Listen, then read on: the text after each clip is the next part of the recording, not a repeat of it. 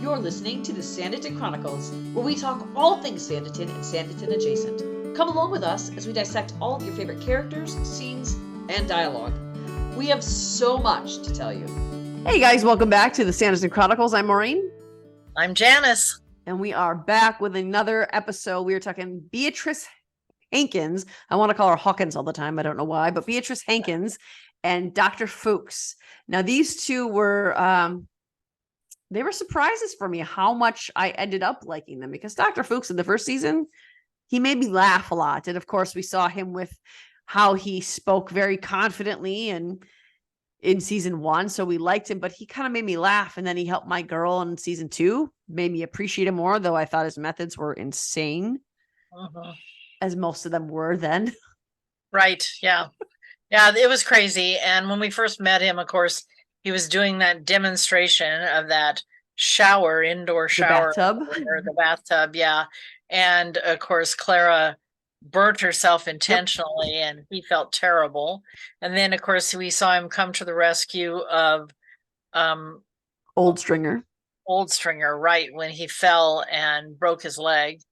And so he does a good job then. And then, of course, he takes care of the hypochondriacs and that we come to know and love, Arthur and his sister Diana. Yeah. And what I love about him is that, like, in season 1, when he's resetting Old Stringer's leg, he doesn't insist on Charlotte leaving. Charlotte tells him, I can stay. And he's like, all right, fine.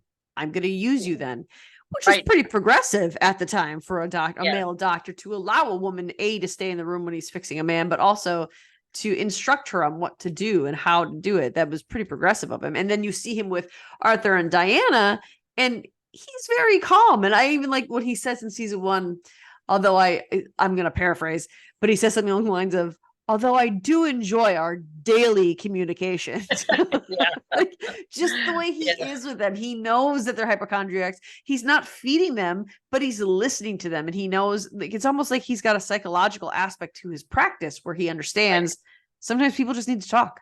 They just need to bounce things off me and I can calm them down. And then he decides that what they need most is some physical exercise. And so they get to ride these donkeys. Yeah. I love when Arthur feels so good and he goes for that hike and then he passes out. And Dr. Fuchs is like, well, next time. And Diana says, next time he will not be doing anything. And then Dr. Fuchs just takes a long swig of whatever is in his canister. Yeah, I can imagine. I mean, the doctors were bad enough, but the patients were crazy. Yes. Yeah. And I think he's perfectly matched with Miss Hankins, because again, we see her, she's a bit of not a dark horse in a way that she's evil, but in a way that she is not who we expected her to be. Because when she comes out to help Esther, we assume that she's going to be in line with her brother based on how they introduce us to her, how they have them working together, they kind of seem like a ridiculous pair when they're with Georgiana in that second season, right? They just seem not serious. They seem like no one to be taken seriously. But then she sees what Esther is struggling with and tries to help her out just because she's empathetic to this woman's pain. And it's not what I expected from her. So she has a medical inclination too. She does. And she obviously really cares about people. As we talked about before, she's such a great example of a real Christian woman. You know, she really, really cares.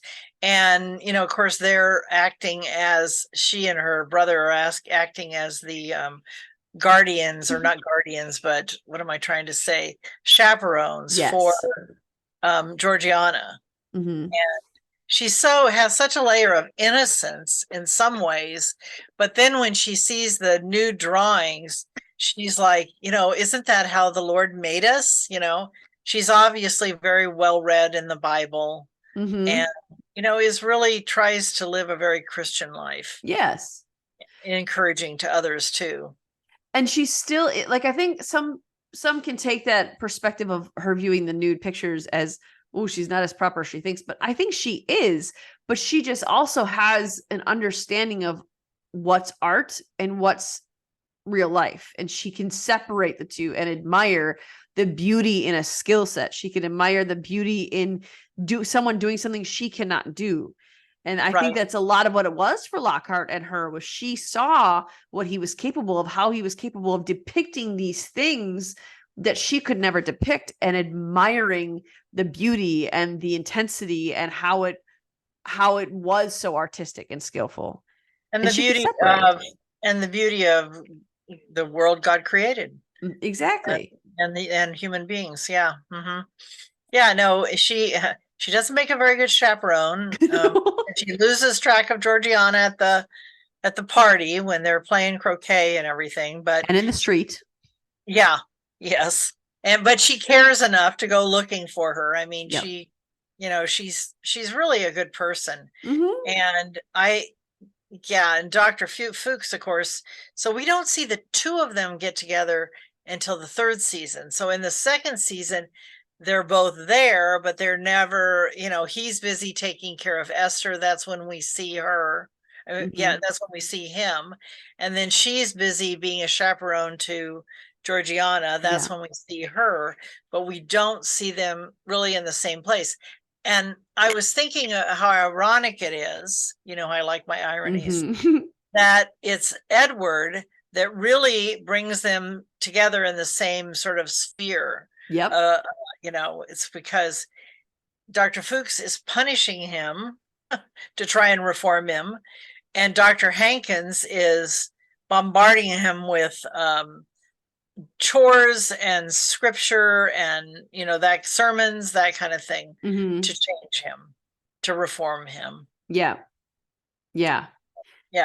And in season 2, it was both Hankins and Fuchs who were helping Esther through something as well. So they were they were connected that way without actually being connected personally, but they were both trying to help this woman through something.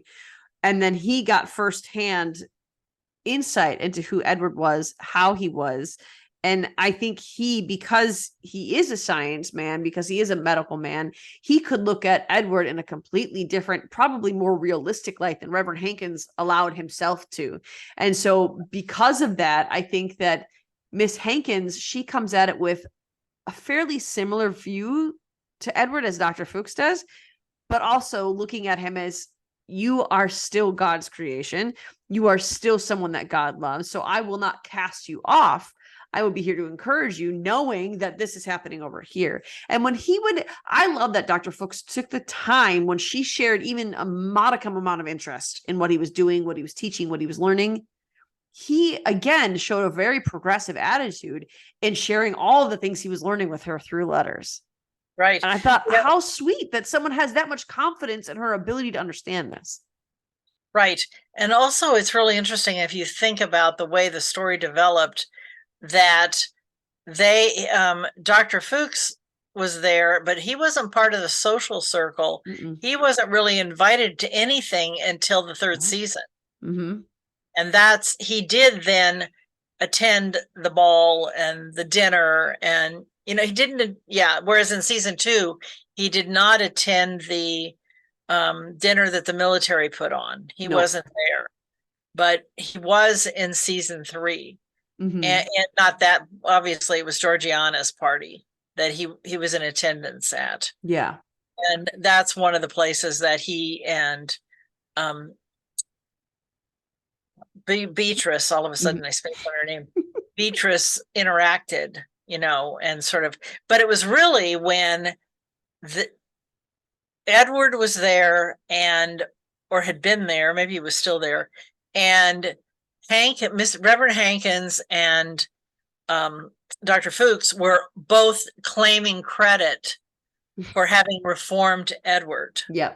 And she tried to bring a little modicum of sense to the whole thing, that it wasn't, and it was the Lord, if it not Reverend Hankins, not that was the one who was changing Edward, if anyone was. Yeah. So exactly.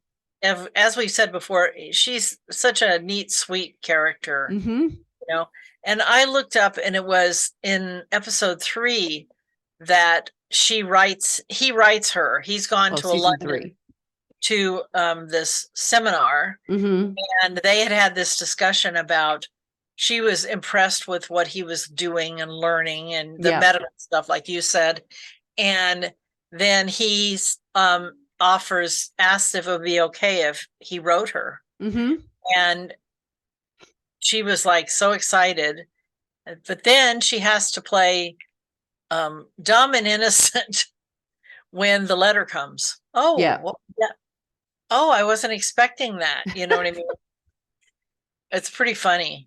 And it's kind of sad because she knows that her brother would not, this man who's supposed to be a man of God, this man who's supposed to be a reverend and who's supposed to be epitomizing what the Christian walk should look like, does not want her happiness simply because he's in an ego battle with this man. And it's sad that she has to pretend. And you see that too, that with Dr. Fuchs, she doesn't have to pretend that she is not as smart as she is. With her brother, she sort of has to pretend she's dumber than she is. Yeah, she has to give him deference, as it were. Mm-hmm. Yes. Show him deference, which, because his ego is so fragile. I mean, really, don't you think? Yes. So, I mean, the amount of time, even when Dr. Fuchs isn't around, when it's just him and Miss Hankins, he's still patting himself on the back and praising his works and the way he's getting to Edward. Like, who are you trying to impress? This is your sister. Who are you trying to impress right now? Right.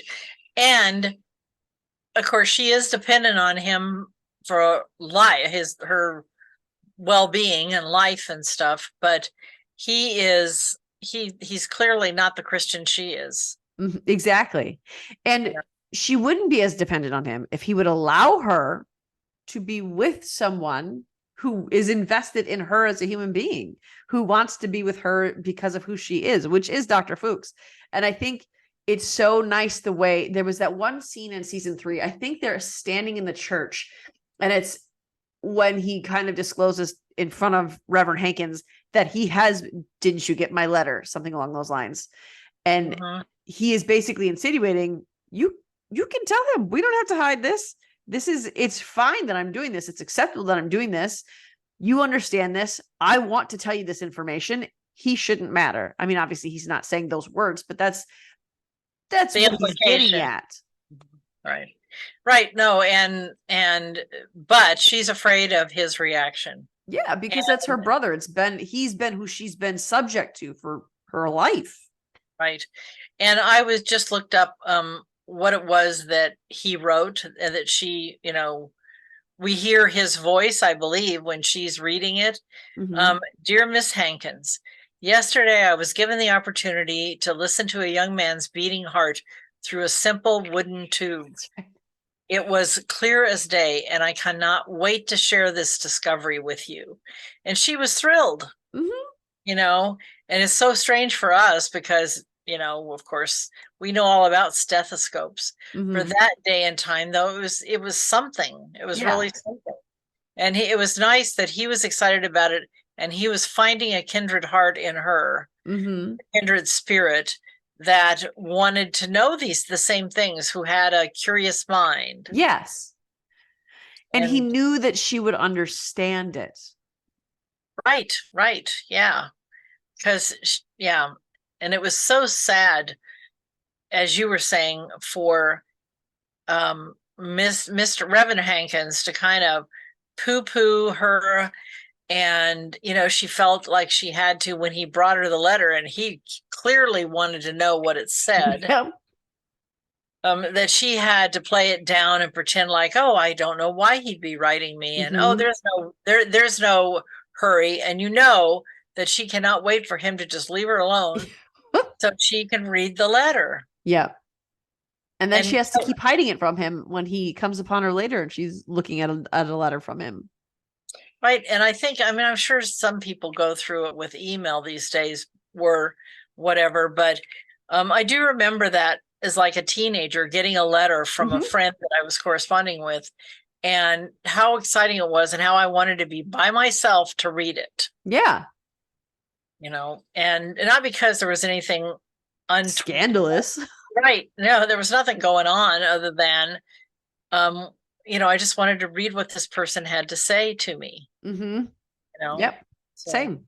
My cousin and I were pen pals, and we would write each other back and forth and it was like the best part of my week when I would get a letter from Missouri, and I was like, yeah, and we would just, it's how we got to, I felt more connected to her and closer to her because we were sharing. Obviously there wasn't anything romantic. There was my female cousin.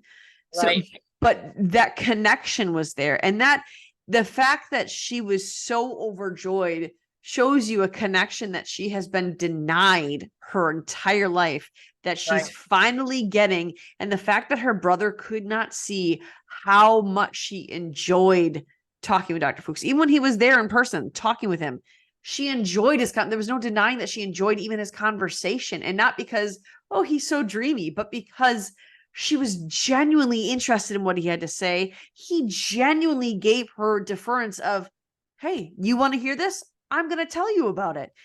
Where Reverend Hankins basically just said, no, your allegiance is with me, nobody else. And it was frustrating to watch her go through that and to feel like she had to feel less than because her brother didn't want her deferring to anyone but him, expecting her to be his helpmate. He was threatened by Dr. Yes.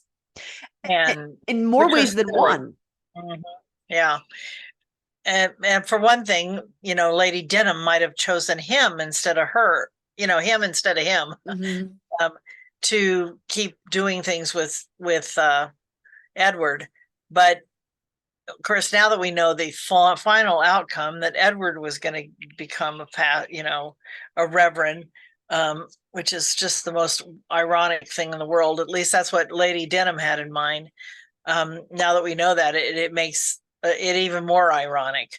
But it's also, at least there came to the point where she finally stood up to him and said, do you remember her words? I don't have them in front of me, but I know it was in episode 6. She also says in episode 6, I cannot understand it, brother. Lady Denham is long past the age where most ladies would have given up hope of finding marriage. Why would she deny herself this last chance of happiness? Right. And that's something that, it's right here. She goes on to say, he says, perhaps she realized that she and Mr. Price were ill-suited. Perhaps he had certain attitudes that rendered him unworthy. And she says, and who would be worthy, John? Were Jesus himself to pay me a compliment, you would find fault with him. Are you really so afraid of your own company? Right. Yeah, that's what she says to him. And it's just so true. Absolutely. Yeah. And so it's good that she stood up for herself.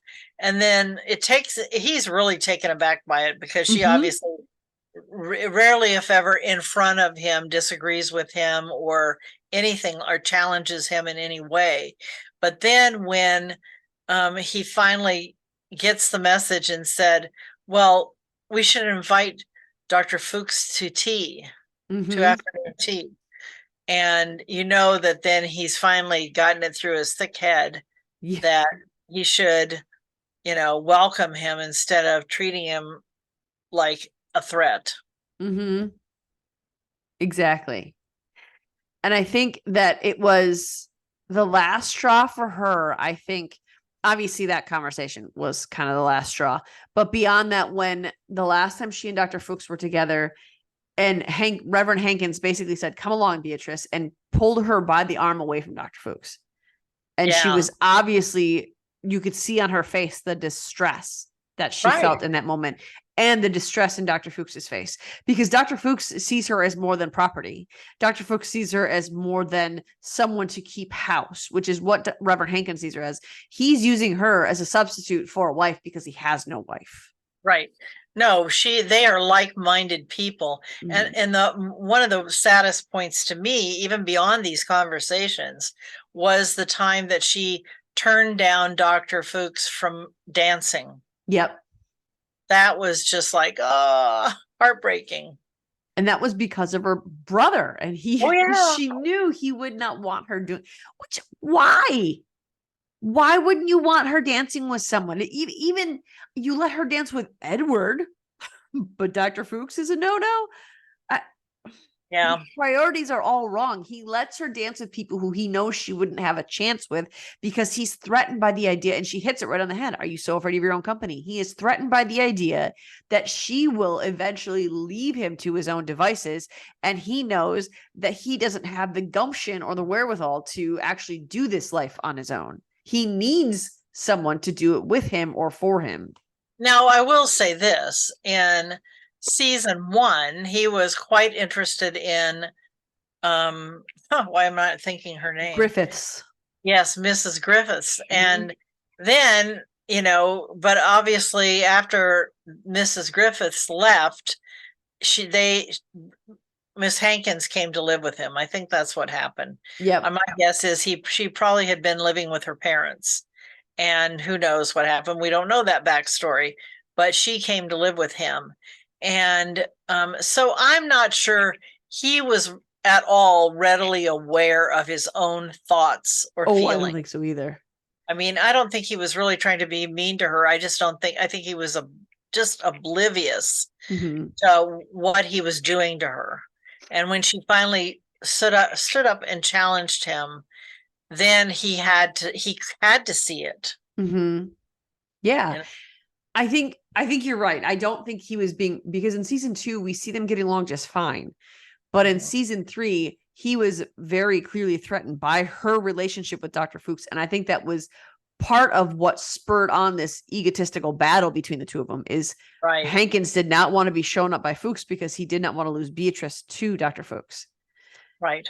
And he did actively try to keep them separate. I don't think he was trying to be mean. I think but he was subconsciously, he was 100% threatened that she was going to leave him for Dr. Fuchs, that she was going to go off with this other man. And the more she seemed happy by his responses, by his letters, by his showing up, by his conversations, the more threatened Reverend Hankins got, and the tighter he held on to Beatrice until that moment she brought it face to him. Right. That was a weird way to say that. That's right. Yeah. No, I think that's exactly right. And so interesting. It was fun to have her have this love interest, because we had seen Reverend Hankins have a love interest kind of with Mrs. Griffiths in the first season, but we hadn't seen her have anything like that. And also it was nice for Dr. Fuchs to have a love interest, Yeah. That was, it was good. And I think that we can assume that they will be, and I don't know that they will ever get married, but they'll at least be close friends, I think, sharing things. I would like to believe that they would spend out the rest of their life together because I think they both crave that kind of companionship, that kind of kindred spirit.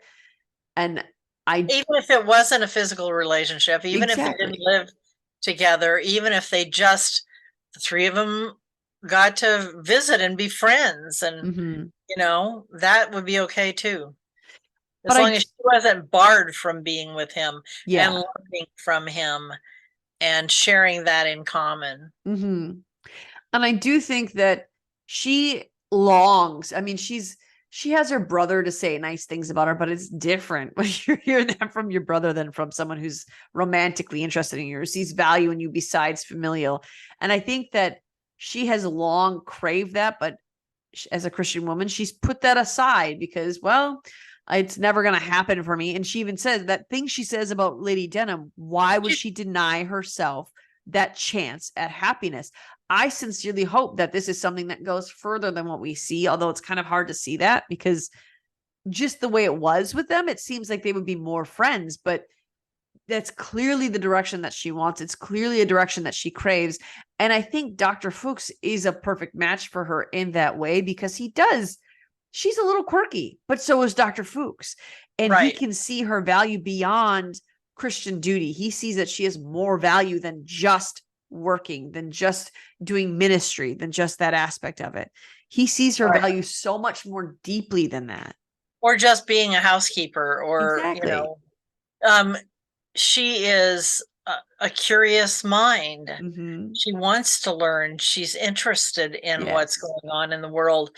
And he is too. And that's what makes it sad when they're not able to be together. And we're hopeful that after after the season's over that we saw that they would have been together. Yeah. Because they were sitting together at the wedding scene. And that is probably why Justin before season 3 came out and they were asking him, if you were going to continue the story, who would you continue it with? He said both Augusta and Leonora, but he also said the Hankins and Dr. Fuchs. Yeah. He did say that. Of course, we would like them to continue the story with Lady Susan and Sam. and Samuel. Yeah. I won't be mad if you guys want to change your mind and add on to Sanditon. I mean, just throw that out there. Don't think it's going to happen, but no. I mean, if some of them want to continue a project, maybe they can rebrand it. But we're interested. No matter 10 years from now, somebody might reproduce the whole thing differently. That's true. Oh, you never know. I mean, it's amazing. The whole world just opened up before me, Janice. It's interesting the films that have been made and remade and how they changed it. And you don't even realize that sometimes if you go back and watch some of the movies from like the 1930s, even the 20s, but for sure the 1930s, and then you realize, oh, that movie's been remade. I've seen it as, it's a little bit like the fact that a Clueless is really Emma, right? Is it Emma? Yeah. Yep. Yep. I think that's why I love that movie so much. Yeah, I loved it before I realized there was that connection. Yeah, because that came out when I was in high school, and so I watched it on repeat. I loved it. And when I started getting into Jane, I was already into Pride and Prejudice, but I didn't really read her other books. I just repeatedly read Pride and Prejudice. And then late in my senior year of high school is when I found out they got all that storyline from Emma. Blew my mind. And I was like, yeah, that makes sense. Yeah. All the good stories are Jane Austen inspired. So I don't know about all of them, but a lot of them for sure. All of them, Janice. All of them. All the ones you really love. I told my daughter that she's my favorite Jane because her name is Jane. Her middle name is Elizabeth. Uh-huh. That was not because of Pride and Prejudice. It was just a happy coincidence that it was that. But I told her. Right. We believe that. That you're saying that for your husband's sake. I know. But I told her she's my favorite Jane, and she said, "Wait, you like me even more than Jane Austen? Okay, if I've ever made you feel like I like you less than Jane Austen, that's my bad. I'm sorry." Sorry. Yeah, really. But let's get to Dr. Fuchs and Beatrice. I think the other thing too about them is that they are both very compassionate people. She taps into empathy very easily for other people. When people are hurting, she hurts. When people are rejoicing, she's rejoicing. And that's just how selfless of a character that she is, because it's not about whether she has everything she wants. She can rejoice. And I mean, there's that verse in Romans where it says, mourn with those who are mourning and rejoice with those who are rejoicing. It's a biblical passage that she completely embodies. And Dr. Fuchs, when someone's hurting, his instinct is to want to step in and help and to fix. Right. And he's okay rejoice. I mean, he's a single man. He's lived his life in study, and he still can be happy for people when they get their happy endings. So they're very similar in that way, that they can both be empathetic and very compassionate about other people. And I think that's what makes them well matched. Right. Yeah. No, I agree. And they're different enough that it could still work. Yeah. Yeah, that's right. Anyway. Is there anything else about them? What? I think we've said about as much as we can say about them. Of course, the minute we stop, we'll think of something. But now we knew this was going to be a shorter one, only because it's hard to keep the side characters that don't get a lot of. I mean, there's side characters like Samuel Colburn who gets more screen time, but then there's side characters like Dr. Fuchs and Beatrice who are still prominent but don't have a lot of screen time. So we knew this was going to be a shorter version, but we knew that we owed them a spotlight. Right. Because they have an important role to play in this series. And I think they show a whole nother. What I liked about this series is how relational they made everything, which is what Jane Austen wrote really well. I've been rewatching the 2005 version of Pride and Prejudice, preparing for our upcoming review of it. Not that I need one, because I realize I mouth all the words. And my daughter looked at me at one point and was like, "Can you stop it? I'm sorry. I will try to stop doing it. But it's giving me an excuse to watch it. And that's what Jane Austen does really well. And though Jane Austen never finished Sanditon, I think they really embodied her that way by making everything very relational, including the very town of Sanditon. It was a whole character unto itself that had relationships with these people. And Beatrice and Fuchs are in that very, very prominently. So I think we owed them that. We knew this was going to be a shorter episode, but we wanted to give it to you. Wanted to make sure that we talked about it with you.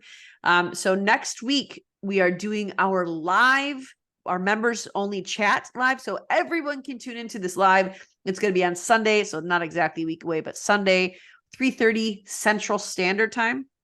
I got to wait till after the Packer game is done. So sorry about that, but it's 3:30 Central Standard Time. We're going to be doing a live. Everyone can tune into that. It'll be on YouTube, and you can, it'll be only members who have paid the $2.99 membership fee or up will be able to chat in there. Janice will not be able to be on that one with us, but she will be on the next one. Hopefully we can schedule that out in a way that is beneficial to both of us. You will also be getting our Pride and Prejudice review next week as well of the 2005 version. So watch that. If you have not seen it, we are going to go in depth in this. And it's your favorite too, isn't it? The 2005 version? Oh yeah. Oh yeah. And it's leaving Netflix on the 31st. So yes, you got to watch it between now and then. So we wanted to, that's why we're covering that, because we wanted to get this to you before it left Netflix. So you are going to be getting this on Wednesday. Sunday, we will be bringing you that conversation there.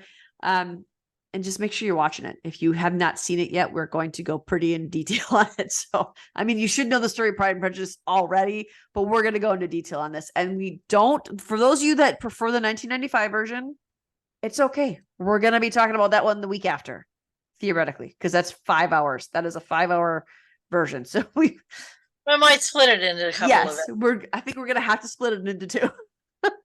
So that is coming, and then we will be comparing the two at some point. So stay tuned for that. Don't forget to check out our socials. Let us know what you think of this podcast, what you want to hear from us. If you have ideas beyond that you want us to dig into, we would love to do that. So let us know at our email. You can listen to the end of this for our socials and our email contacts and reach out to us there.